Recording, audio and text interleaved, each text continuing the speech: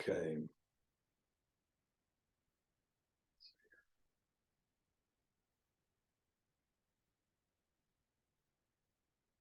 All right. So good evening, everybody. It's a real pleasure to be here. The topic that I'd like to explore tonight and talk a little bit for a while, and then hopefully we'll have time to explore it, is patience, which I think is one of the most important and useful but undervalued skills, tools, qualities of mind that are available to us in Buddhist practice. And I want to talk about it in the context of different ways that it can help us. It can provide us a sense of safety, a sense of help and support, and it can be a source of real creativity.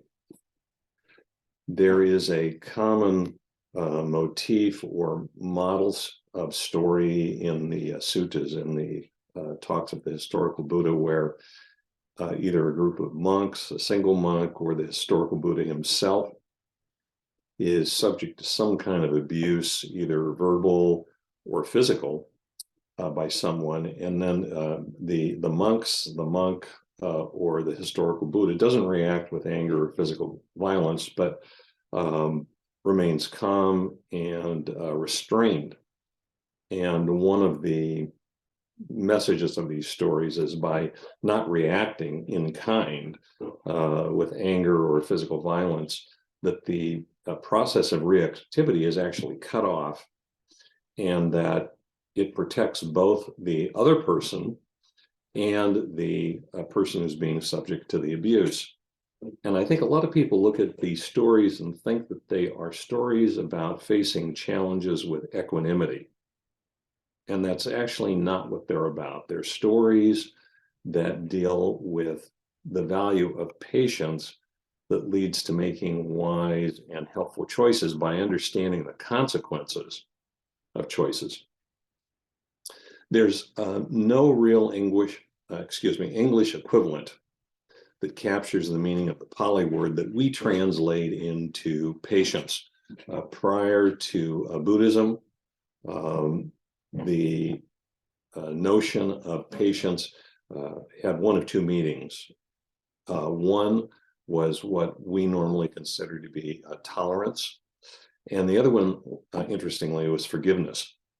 So this particular quality of mind, skill, tool is a good illustration how the historical Buddha would take something that was in common use and in spiritual use and then redefine it.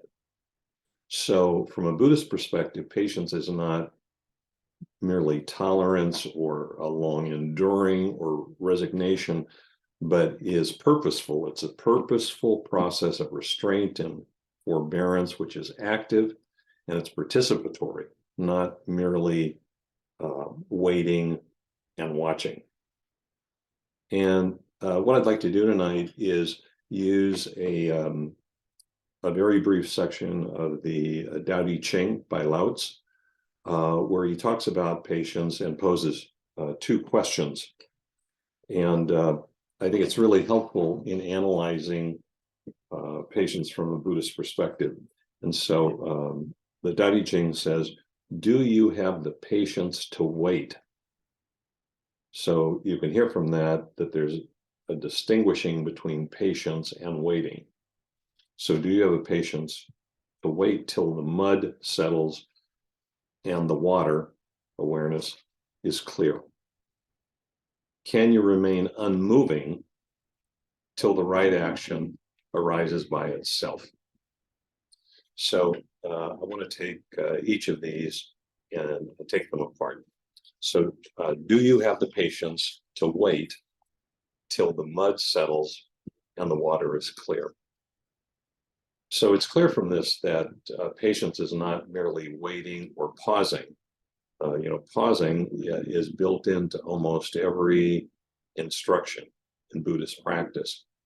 But patience is more than that. It's not merely counting to 10, and while you're counting to 10, you're marinating in what you're frustrated or angry or annoyed by.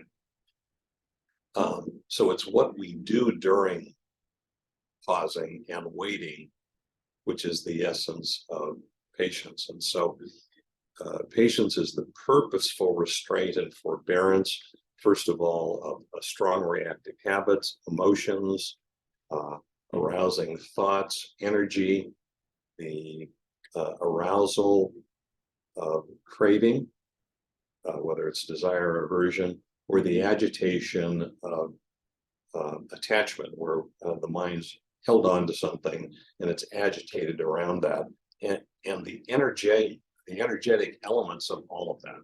So that's the first group of things that is being restrained, or is the subject of forbearance. The second one is the urge that results from those. The urge to do something, to fix something, to manage, to control, to change it, to deny it, to avoid it, to block it, to disassociate it, to go numb.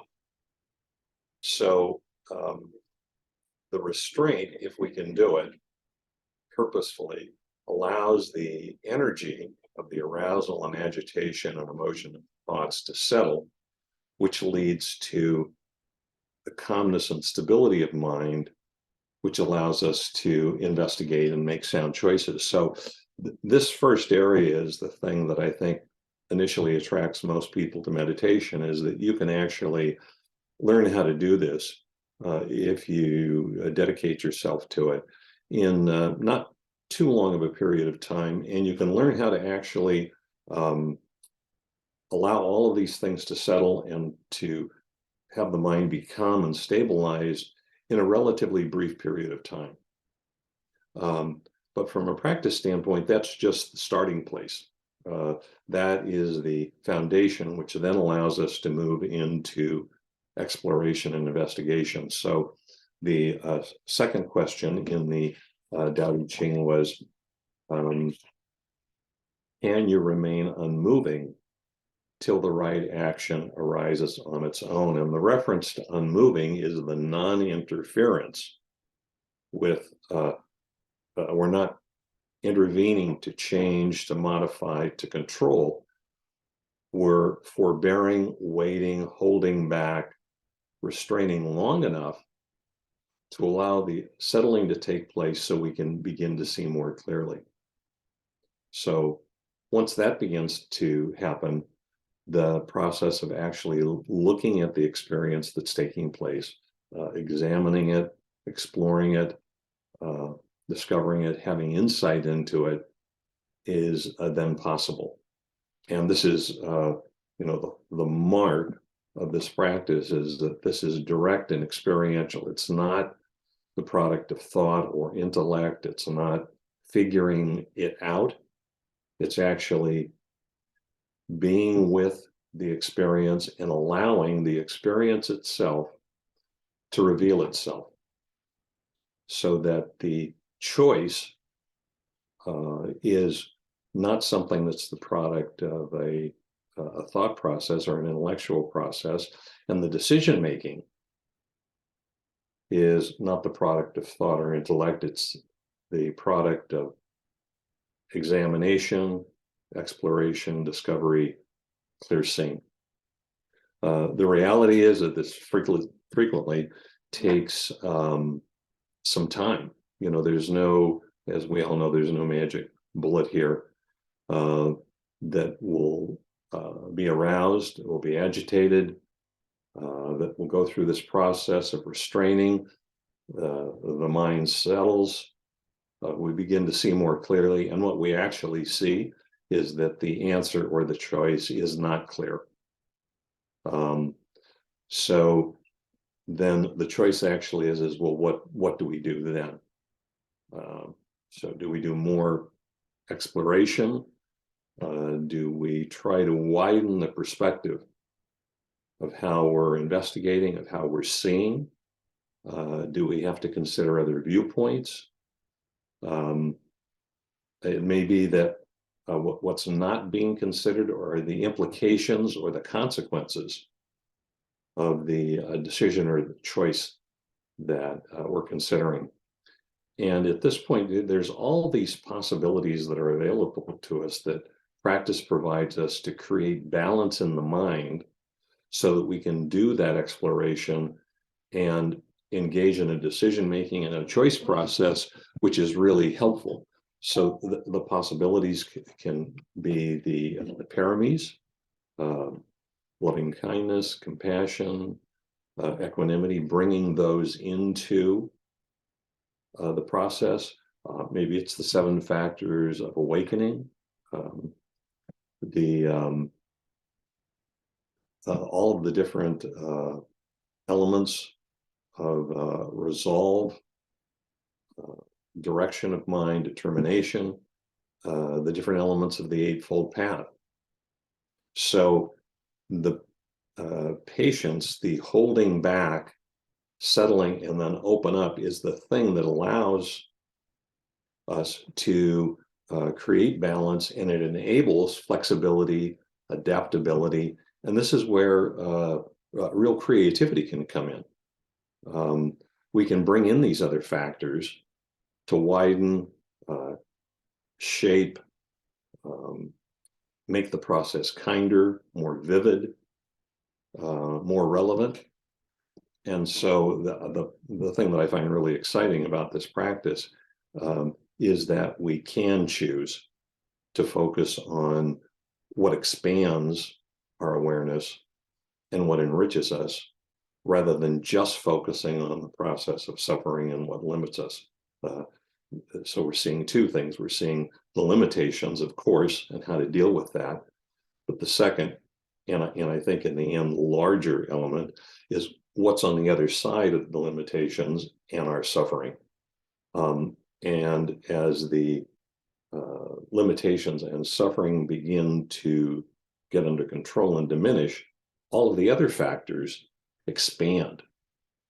So I think a note about causation is helpful here before I move to the next part of what I'd like to talk with, because I think it's important that we not just follow instructions that we're given or a model of practice that we're given, but actually understand why we're doing them. And this, the process of patience, is a really excellent illustration of the underlying psychology of Buddhist practice, which is a psychology of causation. So, we always hear that all of practice is causes and conditions. And this fundamentally means that any given moment, what's happening in that moment is conditioned by what happened the moment before. So, for example, the reason that we bring kindness or compassion into the decision-making process is that it softens and expands the way that we're relating to the experience. So here, the process of settling is the precondition, is the condition which allows calmness and stability to emerge. And calmness and stability is the precondition to beginning to allow awareness to become clear and investigate. And awareness being clear, seeing clearly, investigating, is the precondition to making wise and compassionate decisions and choices. So you can hear from that how each of these is linked, and you can't take them out of order. I mean, it would be nice that we could just sit down and, without settling the mind, creating calmness and stability, without doing that, suddenly we could just see clearly. It's never going to happen. So that whole piece that I was talking about initially, beginning the meditation process with opening and beginning to look into the condition of the body and the mind, allow it to settle, is the basis for calmness and stability, and then moving to seeing clearly. So I think understanding the psychology is extremely helpful in terms of just looking at your own practice and how you're practicing. So I'd like to relate this, if I could, to this experience that I've had in the last 3 months. And I want to be really clear that I'm going to I'm not trying to be dramatic. I'm just trying to talk about my own experience, which is what I tend to teach from. So I don't consider myself, at least in this, as a poster child for anything other than having made a big mistake, but actually learning from it and being so appreciative of practice. So on February 19th, 3 months ago, I was out in the back of my property, and I was on a heavy industrial ladder, and I was cutting some limbs on a tree. And I'd been doing this for maybe 30 or 40 minutes. And you may recall this was when there were those very, very heavy rains. And so I was completely aware of that. I'm normally very careful when I do this. I had set everything up. I had tested the ground. I thought it was fine. And what I hadn't factored in sufficiently was the depth of the moisture of the soil. So I'm up there on this ladder, and to give you an idea how high it was, probably in the room that you're in, if you're just in a standard home room right now, if you look up, the ceiling is 8 feet tall. So I'm on a ladder where the bottom of my feet are at the top of the ceiling, or another foot or two above that. So I'm way up in the air. One edge of the ladder began to collapse, and then the whole ladder started to tip over. There was nothing to hold on to, and I fell. And when I fell, this ladder fell under me, so that it was on its side. So I fell on the steps that were on their side, maybe 12 or 14 inches high. So it's like taking a loaf of French bread, holding it, and then hitting it down on the side of your kitchen sink. So I had this fascinating experience on the way down, because it's in slow motion, essentially. And the insight that came to me, it really wasn't a thought. It was an insight that nothing is ever going to be the same. And then I came down, I hit on this ladder, rolled over, and then I can honestly say that I had an experience that is beyond any experience that I've had in my life, and it was beyond anything that I could imagine. We see movies of horrific things. We read accounts of horrific experiences, but the difference between intellectually knowing those, intellectually understanding them, and actually being there in the moment is the difference between black and white and colors. So I rolled over, my body was paralyzed, I couldn't speak, and initially the wind was knocked out of me, so it was a very dramatic experience of trying to get my breath. But then what became clear is that my entire body was just on this kind of a full alarm mobilization that felt like it was fighting for survival. And it was really unclear what was going on, because the fall was so high and the impact was so strong, and my body was paralyzed. I couldn't feel it at this point, that I didn't know if now it wasn't just a question of being out of breath, but whether or not a rib had broken and punctured a lung, or maybe punctured my heart or another major organ, and that what was actually happening was, my body was fighting for survival. So here comes kind of the practice part, not intentionally, but just the result of having practiced for years. I could see that my mind was just being flooded with uncertainty, disorientation, fear, panic, and wanting to disassociate, to, basically like, I don't want to be here, I just want to get out of this. And it dawned on me that this experience was so dramatic that there was a possibility that maybe this were the last moments that I would be experiencing, and I was just resolved that whatever was happening, I was going to be there for it, and I was going to stay in the middle. I was going to stay in the moment. I was not going to think about the fall itself, and I was not going to go into judging, speculation,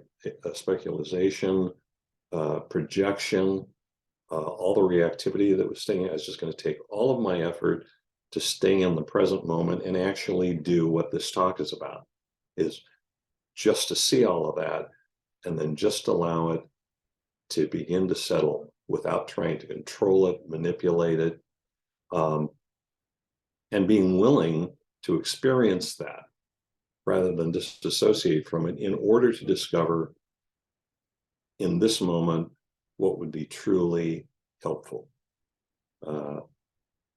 So it is kind of an extraordinary moment for me from a practice standpoint, because, you know, we always hear that there's a difference between the mind and the body, although they're related. But what this taught me was that the choice here of actually being with the experience as opposed to going with the chaos and the disassociation, the clarity was so strong, and this is the mark of real insight. It was completely transparent. It wasn't a choice at all, that in order to actually help myself, that I needed to stay in the present. And doing anything else was actually creating a risk for myself. So once that insight presented itself just so clearly, my mind just felt like it started to completely cool off, to calm down, to open to my body. And although the body was still really agitated, my mind was not agitated. And the extraordinary thing about this is that once we can do this, once we can allow the mind to actually settle, the extraordinary thing is that we open up to possibilities that we were unable to see the moment before. So the calmness and the clarity of actually seeing into the situation that I was in just opened up. And for me, this is an illustration of we just don't really know what we're capable of until we find ourselves in challenging circumstances, and that much more is going on when we're practicing than we actually think it is. I mean, this is actually preparing us for moments like this in our life. And, you know, I think the larger moments that many of us are dealing with, and that we're all going to be dealing with, aging and disability and sickness and death.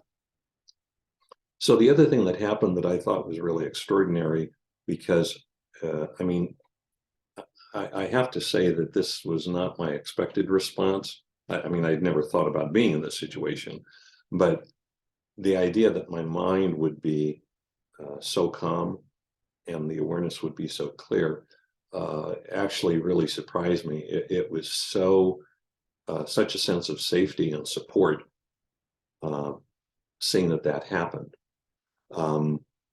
So the next thing that happened was, and I don't know how long I was laying there, but I started hearing voices, and they sounded like kind of small, high-pitched voices. And I actually thought that maybe I was going to pass out, you know, that I was starting to hallucinate. And it turns out that the voice was actually my grandson, who will be 10 in June. And I live 5 doors away from him, and we have a relationship where I always leave my front door unlocked, and he'll just show up, or he'll show up with one of his buddies. And he has a room at my place, and they'll either show up and play, or I cook them a meal, you know, I mean, whatever's happening. And if he shows up and he comes in and I'm not there, he just as soon as have gone for a walk. So on this particular day, he comes in, sees I'm not there, goes into the garage, sees that my car's there, and comes into the backyard looking for me, which he normally doesn't do. And I was on the other side of an 8-foot fence, back where these trees are, and he came out there to look for me, which he's never done before. So at first he thought we have a very playful relationship where we're pranking each other a lot, and he thought that I was pranking him. And so he sees me laying under this tree, and he says, "Hey, Poppy, come on, knock it off, get up, stop fooling around." And I guess here's the other practice piece about things that are happening when we're practicing every day that is building towards making us ready for things in the future, is the immediate, by that time I could talk, I still couldn't move, but the immediate thing that came to my mind was him, and I didn't want this to be a traumatic experience for him. So I told him to come over, and that I reminded him of an experience that we had had the year before, where I'd fallen off of a bike, and that after I'd fallen off the bike, I just laid on the ground for a little while just to kind of check everything out and make sure I was okay. So I reminded him of that and told him that's what I was doing. So he remembered that, and he talked about it. But I had him get my cell phone out of my pocket and call his stepdad. And then his stepdad was there relatively quickly, 5 or 10 minutes. So while we're waiting, and this is a little illustration of the power of a simple act of kindness, he leans over. You could see that I was in distress, but I think he felt fine. In fact, after he did what I'm just about to tell you, he asked me if it was okay if he went and played with one of his buddies. So he didn't think that I was hurt badly, fortunately, but he did see I was in distress. So he kneeled down and said to me, "Poppy, don't worry, I'm going to take care of you. I'll wait until my stepdad gets here." So then Tim arrived, and then there's, a whole other story about being in the emergency wing of a hospital for 3 days and everything that followed, being in an upper body back brace for 3 months and rehab. But the value for me of this story is that just through years of practice, when you are confronted with challenging circumstances in your life, your practice actually comes back to support you. I really believe from this that we don't realize what we're really capable of if we've been practicing diligently. And that the extraordinary thing about this patience process itself, and then in this context, is that this idea that in one moment, everything seems like it's chaos and uncertainty and panic, and relatively quickly, in a matter of minutes, when the mind settles, it opens up, and suddenly it can see possibilities of how to work with something that it couldn't see the moment before. So I think what I'd like to do is I'd like to finish with a quotation from an unlikely source for a Dharma talk, and it's from, some of you may remember this book. It was called The 7 Habits of Highly Effective People by Stephen R. Covey. And I think this is a really nice quotation, and it is a pretty good description or relationship with the Buddhist practice of reflection and setting an intention. So it says, to begin with the end in mind, to begin with the end in mind means to start with a clear understanding of your destination. It means to know where you're going so you better understand where you are now and the steps you need to take to keep going in the right direction. So this is how I understand practice. Like in this particular case, patience, it has a very clearly laid out process that has a causation to it, that we restrain or forbear from reactivity and the urge to do something,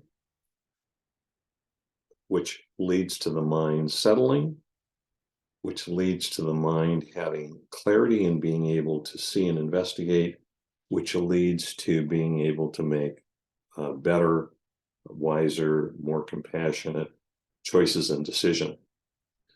So the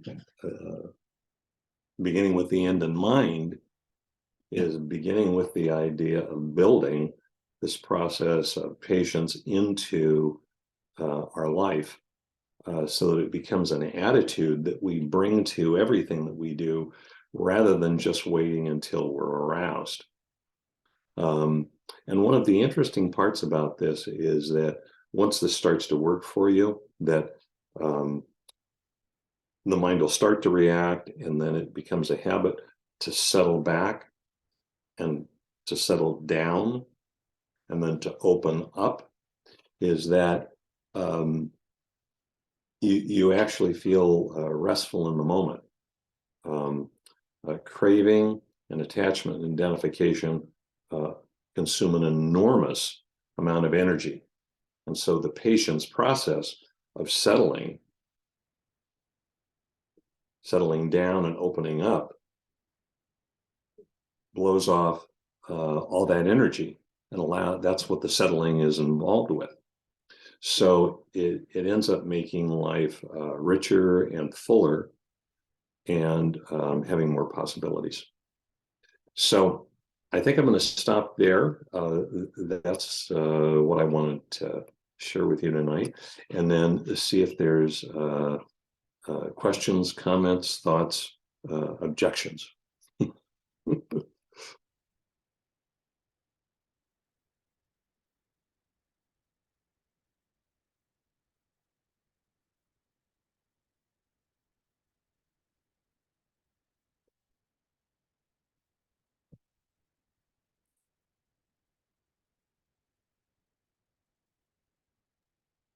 Dennis, this is Jennifer.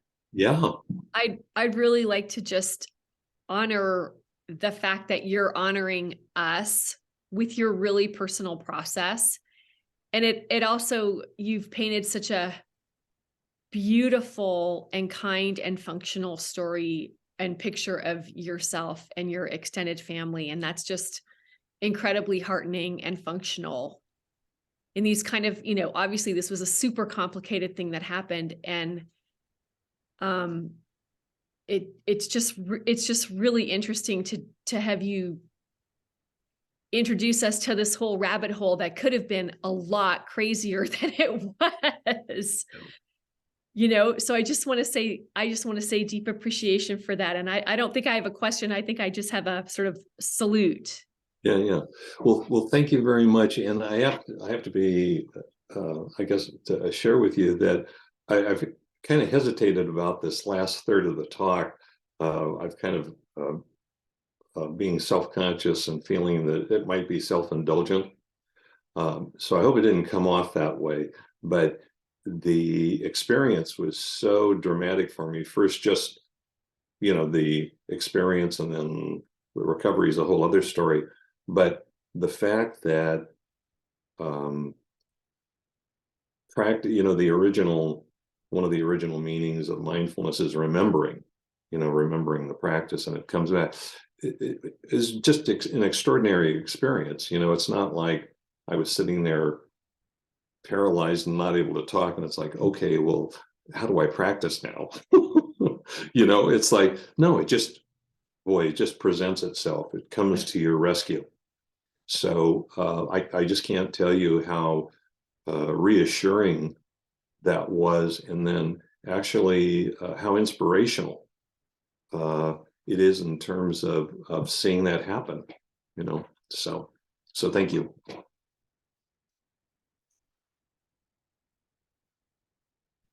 So I it made me cry that he said he was going to take care of his puppy, but everybody knows I cry about everything.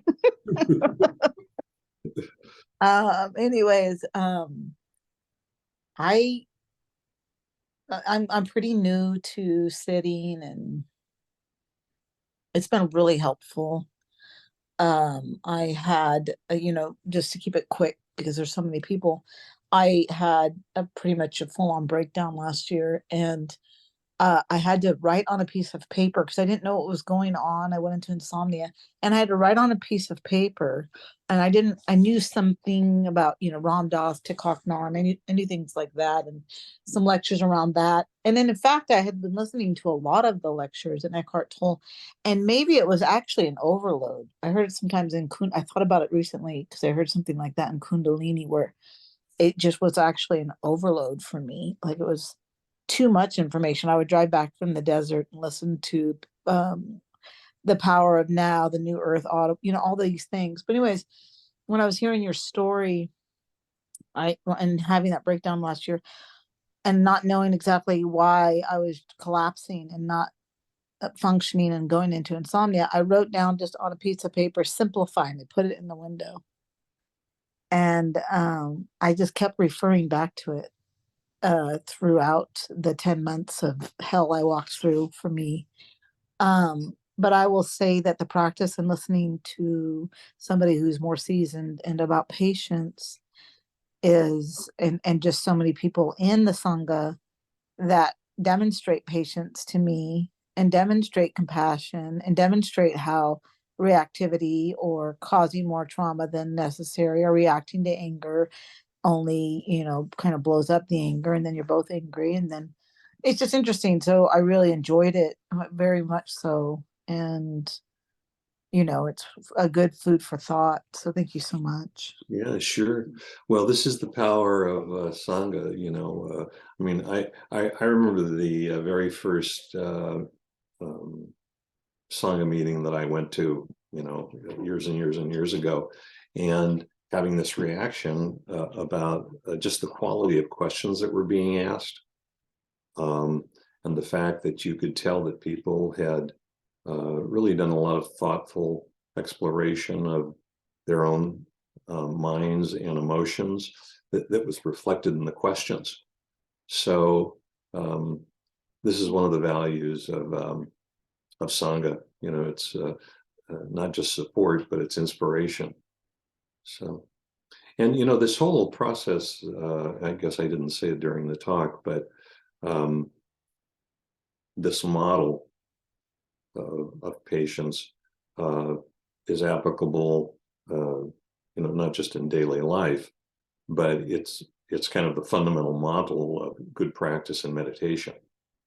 And that's where it really gets implanted or embedded or imprinted, or whatever word idea works for you.